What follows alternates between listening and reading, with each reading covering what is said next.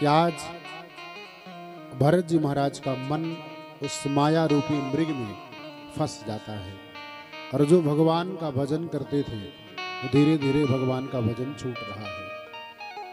अब वो हिरण का बच्चा खाता तो खाते, सोता तो सोते, खेलता तो खेलते, 24 घंटे उसके चिंतन में भरत जी महाराज फंस गए।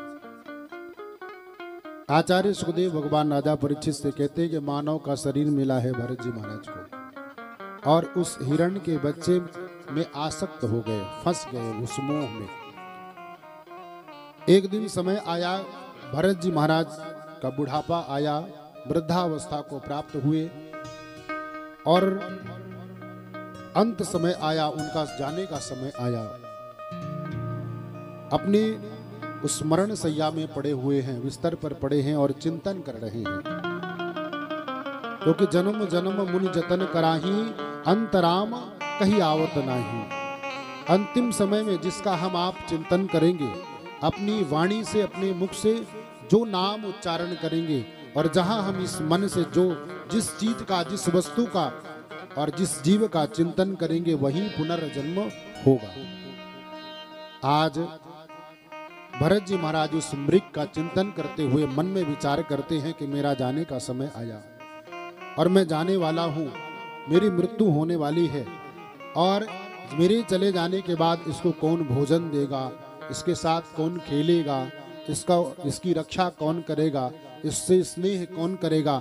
उस मृग का चिंतन करते करते भरत जी के शरीर से प्राण निकल गए और आचार्य सुखदेव भगवान राजा परीक्षित से कहते हैं कि प्राण निकलते ही जाकर के मृग के योनि में जन्म ले लेते हैं, क्योंकि अंतिम समय चिंतन उन्होंने उस मृग का किया है और एक हिरणी के उदर में प्रविष्ट हुए और समय आने पर हिरणी के उदर से भरत जी महाराज द्वितीय जन्म प्राप्त करते हैं। दूसरा जन्म भरत जी का हुआ और भरत जी हिरण बन करके उत्पन्न हुए हिरणी के गर्भ से, क्योंकि हिरण के बच्चे का चिंतन करके उन्होंने प्राण का परित्याग किया था।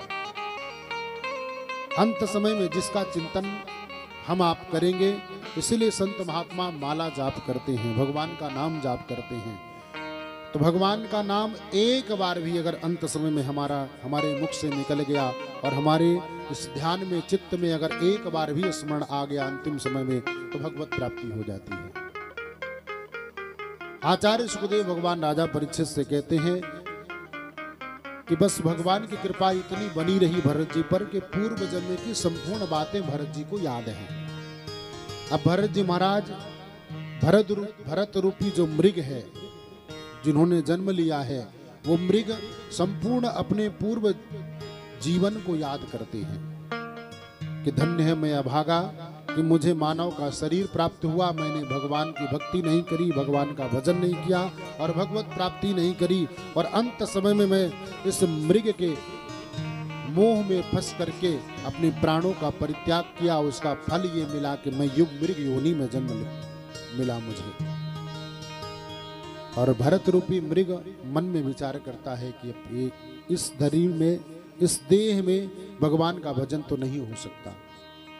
इसलिए इस पवित्र व्यासपीठ से निवेदन करूं कि मानव शरीर ही एक ऐसा शरीर है 84 लाख योनियों में, जिसमें हम आप भगवत प्राप्ति कर सकते हैं, भगवान का भजन कर सकते हैं, भगवान की कथा को श्रवण कर सकते हैं।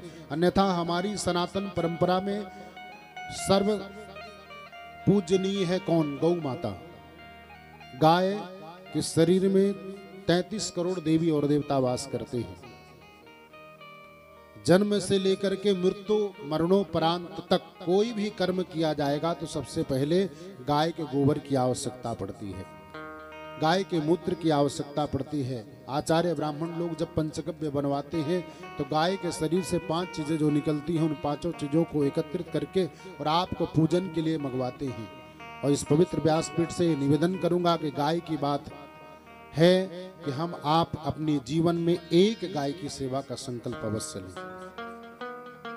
आज इस समाज में बड़ी विडंबना है कि हम 10-10 भैंसों को रख करके और उनको खिला सकते हैं, उनका लालन पालन कर सकते हैं, उनका रखरखाव कर सकते हैं, लेकिन एक गाय हम पालने के लिए समर्थवान नहीं है। हमारे मन की सोच इतनी स्वार्थ हमारे अंदर भर चुका है कि हम 10 भैंसों को रख करके 10 भैंसों की सेवा कर सकते हैं, पर एक गाय हमसे नहीं पाली जा रही है।